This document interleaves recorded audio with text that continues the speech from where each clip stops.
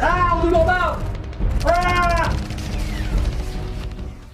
Voici le réflexe que vous devriez avoir lorsque vous regardez une publicité.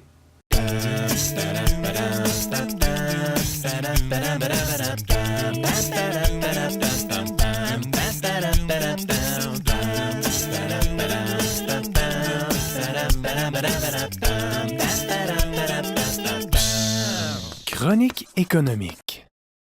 La publicité.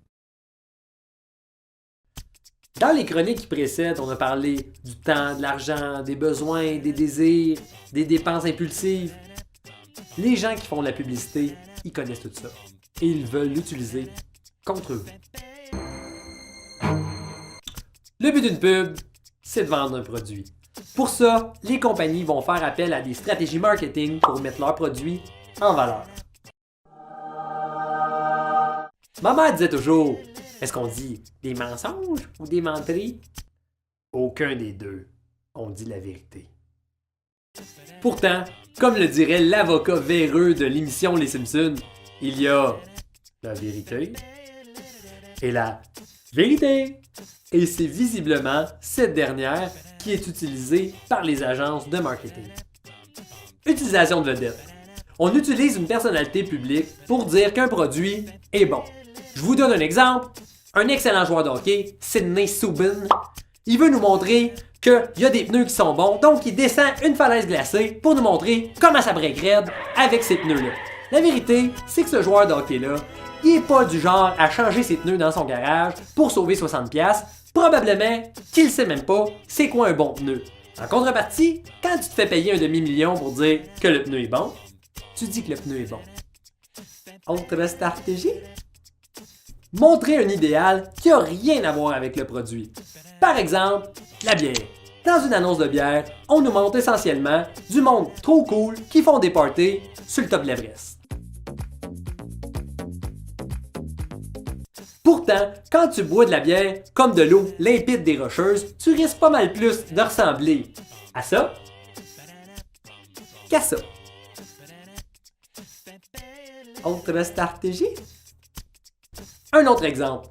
Utiliser des faits non vérifiables ou jouer sur les mots.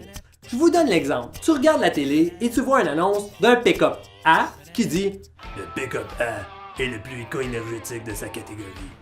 Ensuite, tu vois la prochaine annonce d'un pick-up presque pareil qui dit « Le pick-up B, le pick-up le plus éco-énergétique au Québec ». Qui ment? Aucun des deux. Les deux utilisent juste des critères différents pour évaluer la même maudite chose.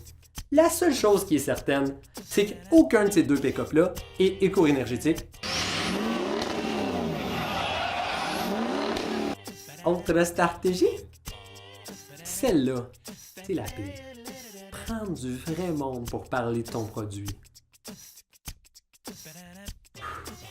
Est-ce que ces gens-là ont été payés? Aucune idée. Et quand tu comprends un minimum, mais je dis bien un minimum de montage vidéo, tu comprends que si tu passes une journée dans un centre commercial, c'est assez facile de faire un clip de 37 secondes avec le monde qui aime tes burgers, parce qu'évidemment, ceux qui les aiment pas, t'es mettras pas dans le clip. Hein? Rien que du poulet dans le burger. C'est écœurant.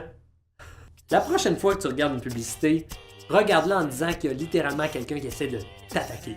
Ça veut pas dire de pas rire de la joke d'un humoriste qui vend un char. Ça veut juste dire que, au lieu de prendre bien du temps à analyser l'offre du marchand, essaie de mettre autant d'énergie à voir comment ce gars-là essaye de prendre une perceuse et de me faire un trou dans la tête pour y insérer une idée.